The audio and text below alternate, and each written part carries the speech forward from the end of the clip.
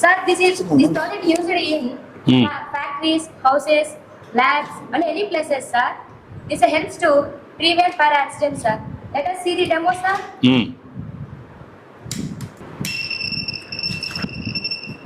Okay, ఎక్కడున్న alarm వస్తుంది కాబట్టి ఇమ్మీడియట్ గా మీకు రెస్క్యూ టీం వస్తారు, అంతేనా? Yes, sir. మీరు ఇక్కడ గమనించాల్సింది ఏంటి అంటే సిబిఎన్ గారు, లోకేష్ గారు వీళ్ళంతా కలిసి టోఫిల్ తీసేసిన, ఐబీ కరికులం ని కిల్ చేసేసిన, వీళ్ళని పిల్లల్ని ఇంగ్లీష్ లో మాట్లాడకుండా ఆపడం ఎవరి తరం కాలేదు.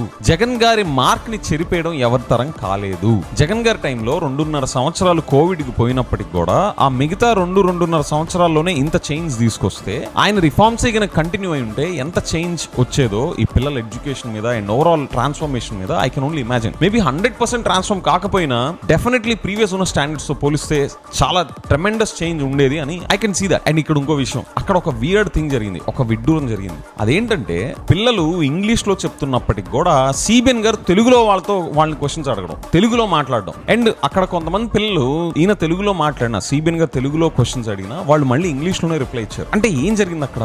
సిబిఎన్ గారికి ఇంగ్లీష్ వచ్చు కదా, ఈయన తెలుగులోనే ఎందుకు మాట్లాడారు? గవర్నమెంట్ స్కూల్ పిల్లలు మాట్లాడే ఇంగ్లీష్ ని సిబిఎన్ గారు తట్టుకోలేకపోయారా? లేదా ఆయన ఇంగ్లీష్ మీడియం ని కిల్ చేసే ఉద్దేశంతో ఉంటా, నేనే ఇంగ్లీష్ లో మాట్లాడితే ఎలా, నేను మాట్లాడను అని మంకుపట్టు పట్టి ఇంగ్లీష్ లో మాట్లాడకుండా తెలుగులో మాట్లాడారు అందుకనేనా? లేదా జగన్ గారి మార్క్ ని మనం చెరిపేయలేకపోతున్నాము అనే ఒక షాక్ మోడ్ లోకి వెళ్ళిపోయారా?